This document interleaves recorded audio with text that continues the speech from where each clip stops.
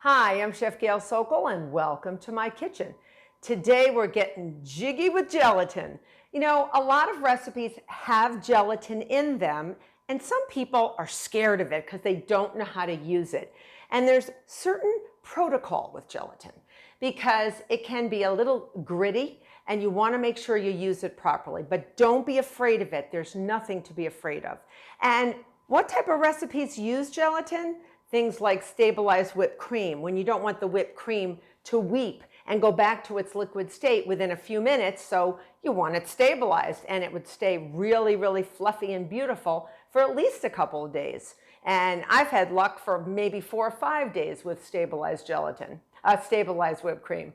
The other thing is you can do things like Bavarian creams, you can do panna cotta, all use gelatin, and some pie fillings as well, like a chiffon pie. All right, so let's get started. This is gelatin. This is unflavored gelatin. You don't want to get anything with a flavor. And it's right in the grocery store. It looks like little tiny bits of ground glass, if you will. That's what it looks like. You never want to mix it with a hot liquid, but you always have to do the first stage is blooming. It's called blooming. So you want to add a cold liquid. Sometimes the recipe will ask you to add some cold milk, some cold cream, as in the case of panna cotta. And sometimes it's just water. So I'm going to add, there's a teaspoon of unflavored gelatin in here. And I'm going to add about a tablespoon of water. And I'm going to stir it. You do want to stir it. And what you're going to see is sort of miraculous. You're going to see the gelatin absorb the water and actually thicken that water. So it's a stabilizer, remember. It's something that is not going to thicken anything. It's going to stabilize it so it doesn't melt down and break down into what it was before. So you can see it sort of changed. It's sort of gloopy now. But in a minute or two, and you want to leave this for about 5 minutes, is known as blooming. It will get almost solidified to the point where I can turn that cup upside down and it's not going to come out because it actually has turned almost into like a jellyfish. That's what it looks like. It looks like a jellyfish.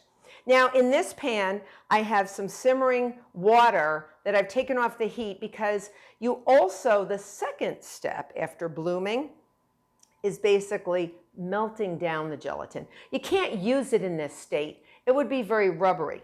So in the beginning, gelatin is gritty and sort of sandy, and you don't want that. That's why we hydrate it with some water and let it bloom.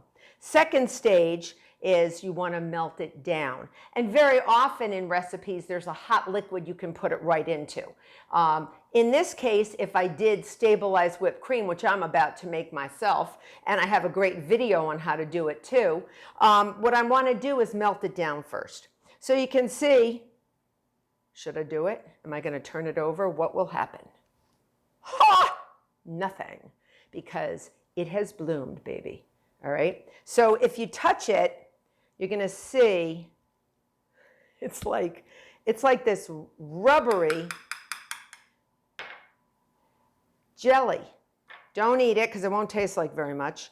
And now I'm going to put it into my pan and I'm just going to leave it. Make sure the little cup that you put it in is heat proof. All right? I'm going to slide it over so you can see it melt down. Come take a look. And then the third stage of using gelatin is incorporating it into your ingredients of your recipe. Now with whipped cream, as I'm whipping my cream has to be really cold. So I don't want to put this in right away because it's hot, it's warm. So I let this come to room temperature until it's still liquidy, but very, very barely warm so it doesn't pull out and really, really bring that whipped cream down from its luscious state. And you would put this in whipped cream towards the end of whipping it.